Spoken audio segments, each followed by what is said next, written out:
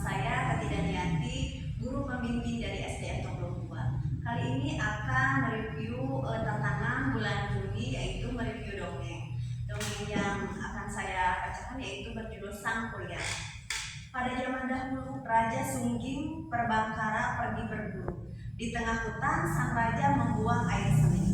Kemudian, seekor babi hutan betina bernama Wayuyang yang sedang bertapa ingin menjadi manusia meminum air seni tadi.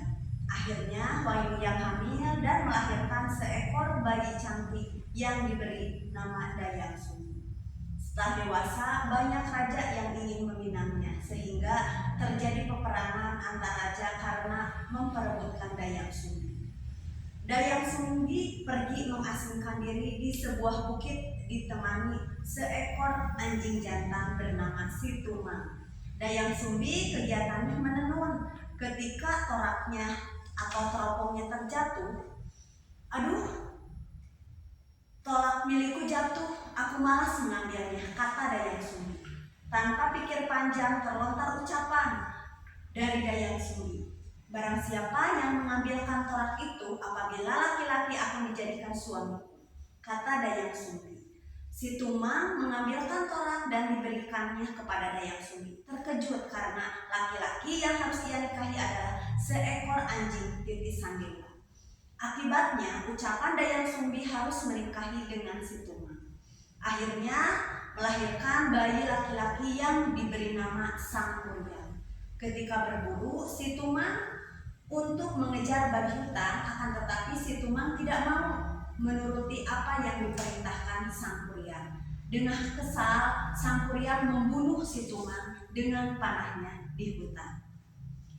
Sang Kuryang merasa bersalah. Untuk menutupi rasa bersalahnya, Sang Kuryang membawa hati Situmang yang diberikan kepada Dayang Sumbi untuk dimasak dan dimakannya. Dayang Sumbi bertanya, "Kau berburu hati apa ini?" Sang Kuryang tidak menjawab dan hanya terdiam. "Bu, yang ibu makan itu adalah hati Situmang," kata Sang Kuryang. "Saya tidak sengaja membunuhnya, maafkan aku, ibu."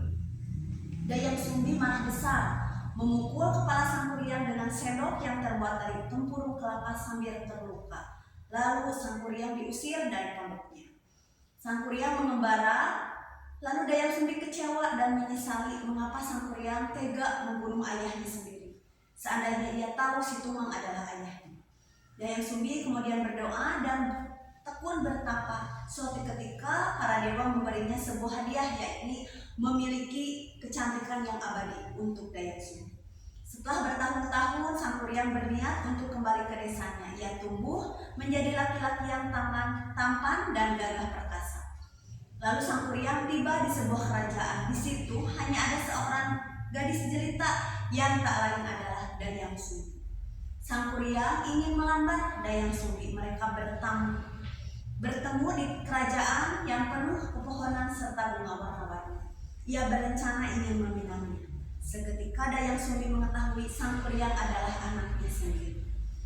Namun Dayang Sumbi mengajukan persyaratan. Yang satu harus membendung sungai Citarum, dan yang kedua membuat sampan yang besar yang harus dipenuhi sebelum fajar menyingsing. Sang Kuryang meminta makhluk gaib untuk membantunya. Dengan bantuannya, bendungan hampir selesai. Dayang Sumbi pun mulai cemas. Ia memohon kepada Sang Tunggal agar maksud Sang Kuryang tidak terwujud. Begitu pekerjaan hampir selesai, Dayang Sumbi memerintahkan pasukannya menggelar kain sutra merah di sebelah timur kota. Sang Kuryang mengira bahwa hari sudah pagi, semua makhluk gaib dan menghilang. Sang Kuryang marah karena tidak dapat memenuhi permintaannya. Dengan kesaktiannya, bendungan yang dibuat, terjadilah banjir besar yang melanda kota dan menendang sampan besar yang dibuatnya. Sampan itu melayang menjadi sebuah gunung yang diberi nama sekarang Gunung Tangkuban Perahu. Sekian dongeng dari saya. Mohon maaf bila kurangan kesalahan. Wassalamualaikum warahmatullahi wabarakatuh. Salam literasi. Bedas, bedas, bedas, bedas.